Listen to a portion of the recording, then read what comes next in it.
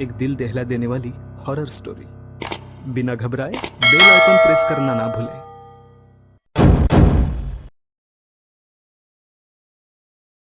एक दो रात सब ठीक ठाक रहा। मुझे प्लेटफॉर्म पर कुछ भी अजीब भूतिया महसूस नहीं हुआ, तो मुझे लगा कि शायद वो सब मेरा वहम होगा और मैं उसे भूल गया।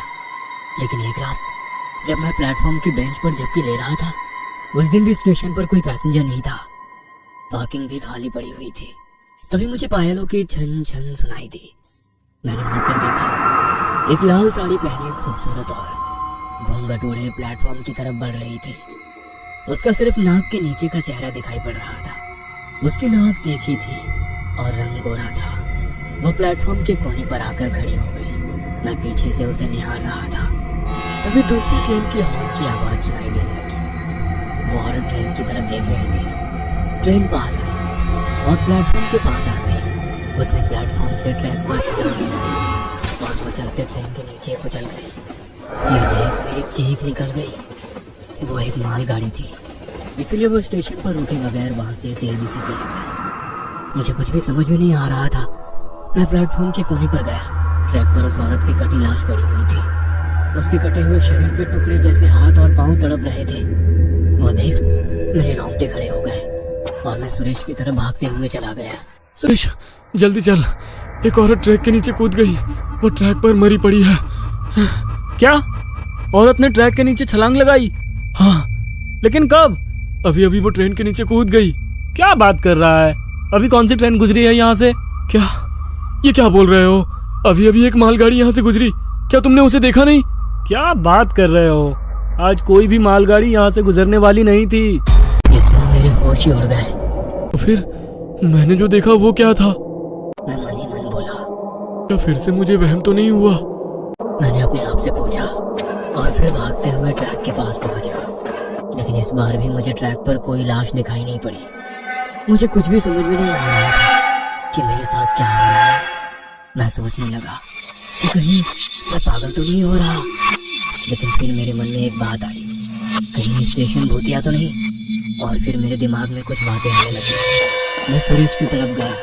सुरेश सच बताओ, कहीं ये स्टेशन भूतिया तो नहीं? ये क्या बोल रहे हो? तुम सिर्फ इतना बताओ कि कहीं यहाँ कोई औरत ट्रेन के नीचे कूदकर मर तो नहीं गई थी ना? मैंने कहा। यह सुनकर सुरेश की आंखें बड़ी हो गई। नहीं तो वो झिझकते हुए बोला। इसका मतलब वो मुझसे कुछ तो छुपा रहा था। लेकिन मैं जानना चाहता था कि यहाँ कुछ ना कुछ गड़बड़ तो है, क्योंकि मैं पागल तो नहीं था, ना मुझे कुछ वहम हो रहे थे।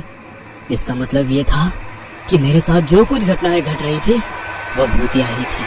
तभी मुझे पायलों की छन छन सुनाई दी। मैंने आवाज की तरफ देखा तो मैंने देखा कि दूर अंधेरे से वही लाल साड़ी वाली औरत हमारे पास चलते हुए आ रही थी। सुरेश, क्या वो तुम्हें औरत दिख रही है? मैंने सुरेश से पूछा और उसकी तरफ देखा तो सुरेश के पसीने छूट चुके थे। वो आंखें फाड़कर उस औरत को देख रहा था। नहीं तो वहाँ कुछ भी तो नहीं है। लेकिन मैं जानता था कि सुरेश झूठ बोल रहा है। उसे वो औरत दिखाई दे रही थी और शायद वो उसे जानता भी था, लेकिन मुझसे वो बात छुपा रहा था। लेकिन क्यों? मुझे कुछ भी समझ में नहीं आ रहा था। वो औरत हमसे कुछ ही दूरी पर थी।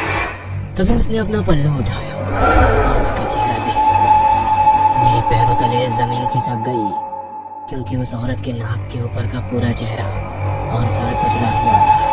उसकी आंखें, उसका चेहरा, उसका दिमाग और बाल सब एक दूसरे में उलझे हुए थे। मैं जोर से चीखा और स्टेशन के बाहर दौड़ा। मैं तब पार्किंग में था जब मैंने दूर से एक बाइक पार्किंग में आती देखी। मैं उस बाइक के सामने जाकर खड़ा हो गया। बाइक पर एक आदमी और उसके पीछे एक औरत बैठी थी। और जब मैंने उस औरत को देखा तो मेरे रोंगटे खड़े हो गए, क्योंकि वह वही लाल साड़ी वाली पल्लू ओढ़े हुए औरत थी। लेकिन तुम तो अभी मर गई थी ना? मैं डरते हुए बोलने लगा। क्या बात कर रहे हो आप? वो पीछे बैठी औरत बोली। ए, चुप कर, पराए मत से बात करती है तू। उसके सामने बैठा आदमी उस पे चिल्लाया। उसका चिल्लाना सुनकर वो औरत भी गुस्सा हो गई। ये आदमी तो मुझे चैन से न जीने दे रहा है न मरने दे रहा है। वो गुस्से में बोली और बाइक से उतर गई और बैग लेकर रेलवे स्टेशन की तरफ चली गई। उस आदमी ने उसे रोकने के लिए कहा, लेकिन वो नहीं रुकी। यह देख वो गुस्सा हो गया और वो आदमी उसे गालियां देते हुए वहीं बाइक पार्क कर उसके पीछे गुस्से में भागा। मैं देखना चाहता था कि आखिर ये क्या हो रहा है। कुछ देर पहले वो तो औरत मेरे आंखों के सामने मर गई और फिर उसका मुख भी मुझे दिखा था, लेकिन वो जिंदा इंसान की तरह कैसे हो गई। इसलिए मैं भी प्लेटफॉर्म पर पहुंच गया। वो दोनों प्लेटफॉर्म के कोने पर खड़े थे। तभी दूसरी ट्रेन की हॉर्न की आवाज आई। वो आदमी काफी डर गया था और उस औरत के सामने हाथ जोड़ रहा था। तभी उसने उस आदमी को रेलवे ट्रैक पर धकेला और चलती ट्रेन ने उसे कुचल दिया। ये देख मेरी आंखें फटी की फटी रह गई। वो मालगाड़ी उस आदमी को कुचल रही थी। तभी उस औरत ने मेरी तरफ देखा और मुस्कुराई। तभी एक हवा का झोंका आया और उसका पल्लू उसके सर से उड़ गया और फिर मुझे दिखाई दिया उसका कुचला हुआ आधा चेहरा और सर। इसका मतलब वो सच में भूत प्रेत या फिर आत्मा थी। तभी मैंने देखा कि प्लेटफॉर्म की बाईं तरफ से वो गला कटा हुआ छोटा बच्चा मेरी तरफ चलते हुए आ रहा था। दूसरी ओर से वो बूढ़ा सरकटा आदमी मेरी तरफ रोते हुए आ रहा था। तभी मालगाड़ी की सभी बोगियां वहां से चली गई और ट्रैक से उस औरत का भी खड़ा हो गया और प्लेटफॉर्म पर चढ़ गया। वो सभी मरे हुए लोग मेरी तरफ बढ़ रहे थे। तभी मुझे सुरेश की याद आई।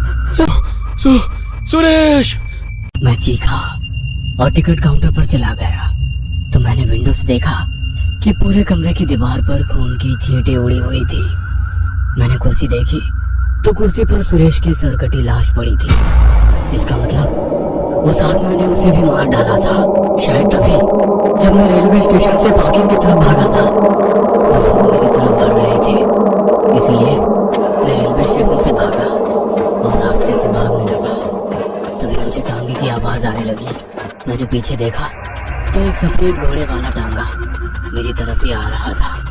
मैंने टांगे को रोकने के लिए हाथ किया और जब वो टांगा मेरे पास आया मुझे दिखाई दिया कि उसमें एक आदमी बैठा था जिसके धड़ पर केवल खोपड़ी थी, बिना चमड़ी वाली खोपड़ी। उसके हाथ में एक मैशेटी था।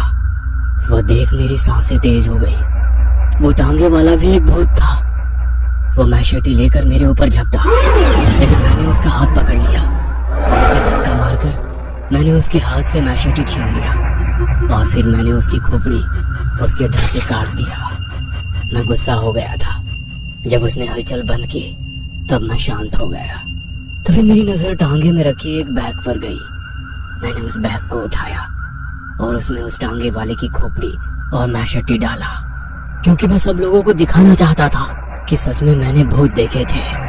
क्योंकि मुझे पता था कि बिना सबूत के सभी लोग मुझे पागल कहेंगे, लेकिन मैं पागल नहीं हूँ।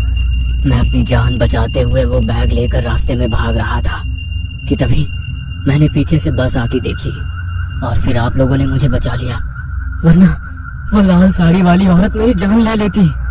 सत्या ने अपनी आप बीती बताई थी। उसकी आप बीती सुनकर ड्राइवर, कंडक्टर और आसपास बैठे 4-5 पैसेंजर डर के मारे सुन्न पड़ गए थे। तभी कंडक्टर की नजर सत्या के पैर के नीचे रखी बैग पर पड़ी। क्या इसी बैग में उस टांगे वाले की भूत की खोपड़ी है? हाँ, क्या आप लोग देखना चाहोगे?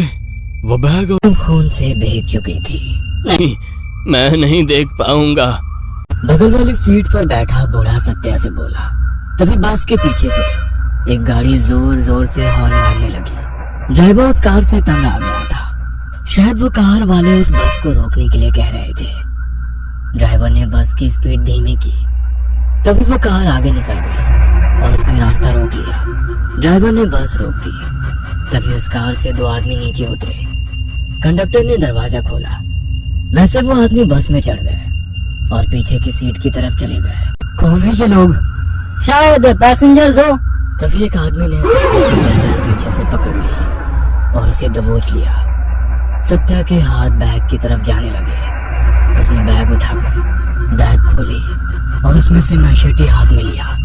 तभी बस में चढ़े दूसरे आदमी ने उसका मैशेटी वाला हाथ पकड़ा और सत्या के हाथों से बैग नीचे गिर गया। बैग नीचे गिरते ही उसमें से एक आदमी का कटा सर नीचे गिर गया। वो कटा सर देख पैसेंजर्स की चीख निकल गई। बस में चढ़े 2 आदमियों ने सत्या को दबोच लिया। उसमें से एक आदमी चिल्लाया, शांत हो जाओ सब लोग। ये आदमी पागल है। कुछ दिन पहले पागल खाने से भागा था और इसने अभी कुछ दूरी पर रास्ते पर एक कार वाले का खून किया है और उसका सर काटकर बैग में रखकर वहां से भाग निकला। सुनकर ड्राइवर, कंडक्टर और बस में बैठे सभी पैसेंजर्स के होश उड़ गए। इसका मतलब सत्या क्या पागल था और वो टांगे वाले भूत को नहीं बल्कि एक कार ड्राइवर को मारकर उसका सर बैग में लेकर भाग रहा था। यह सुन सत्या पागलों की तरह चीखने लगा। पागल नहीं हूं मैं, पागल नहीं हूं, पागलों की तरह चीखने लगा। पागल नहीं हूं मैं, पागल नहीं हूं मैं। वो लाल साड़ी वाली औरत सच में है, वो सच में है। उन लोगों ने सत्या को दबोच लिया था, जिसके बाद उन्होंने उसके हाथ पांव रस्सी से बांधकर उसे कार में बिठा दिया। लेकिन ड्राइवर और कंडक्टर को सत्या की पूरी कहानी सुननी थी कि असल में वो पागल कैसे हुआ और वो जिस रेलवे स्टेशन का किस्सा सुना रहा था उसका आखिर मामला क्या था। उन्होंने उन दो आदमियों को सत्या के बारे में पूछा। वो लोग पागलों के अस्पतालों में ब्रदर थे। उन्होंने बताना शुरू किया। ये पागल सत्या एक पहाड़ी रेलवे स्टेशन पर वॉचमैन का काम करता था। लोग कहते हैं कि वो स्टेशन भूतिया है। कुछ सालों पहले एक पति और पत्नी उस रेलवे स्टेशन पर आए थे। उन दोनों का स्टेशन पर झगड़ा हुआ और पति ने पत्नी को चलती ट्रेन के नीचे फेंक दिया। वो औरत प्लेटफॉर्म के आगे वाली ट्रैक पर ही ट्रेन के नीचे आकर मर गई। उसके मरने के कुछ दिन गुजर जाने के बाद उसके पति ने अचानक प्लेटफॉर्म से ट्रेन के आगे छलांग लगाई और उसकी भी मौत हो गई। लोग कहते हैं कि उसकी बीवी की आत्मा ने ही उसे खुदकुशी करने के लिए मजबूर किया था। सत्या जब उस स्टेशन पर काम करने आया तो उसे भी उस औरत की आत्मा ट्रेन के सामने छलांग लगाते हुए दिखती थी। उसकी आत्मा उसे भी परेशान करने लगी थी और उसे ट्रेन के नीचे छलांग लगाने के लिए कहती थी। लेकिन एक दिन सत्या गुस्सा हो गया। वह बस उस औरत की आत्मा को खत्म करना चाहता था। एक रात वो कुल्हाड़ी लेकर प्लेटफॉर्म पर आया और उसने पैसेंजर्स पर कुल्हाड़ी से वार करना शुरू कर दिया। बेंच पर लेटे एक बूढ़े आदमी का सर उसने धड़ से अलग कर दिया। एक छोटा बच्चा टंकी के पीछे छुपा हुआ था, उसने उसका भी सर काटकर अलग कर दिया। यहाँ तक कि उसने अपने ही दोस्त जो कि टिकट काउंटर विंडो पर बैठता था उसको भी काट कर मार डाला। यह सुन सत्या कार से चिल्लाने लगा, मैंने सुरेश को नहीं मारा, मैंने उसे नहीं मारा, उसे उस औरत की आत्मा ने मार डाला। उसके बाद पुलिस ने सत्या को पकड़ लिया। तब उसने बताया कि हर आदमी में उसे वो औरत दिखाई दे रही थी, इसलिए वो हर किसी पर कुल्हाड़ी से वार कर उसे मारने की कोशिश कर रहा था। अदालत ने उसे पागल करार दिया। तब से वो पागलों के अस्पताल में ही था। अभी कुछ 4-5 दिन पहले वो वहां से भागा था। सत्या के बारे में सुनकर ड्राइवर और कंडक्टर का घसा सूख गया था, क्योंकि वो भी सत्या से बचे थे। भगवान का आशीर्वाद था, इसलिए सत्या को ड्राइवर और कंडक्टर में वो औरत नहीं दिखाई दी और वो दोनों जिंदा बच गए। सत्या अभी भी पागलों के अस्पताल में भर्ती है और उसे आज भी उस लाल साड़ी वाली औरत की आत्मा दिखाई देती है।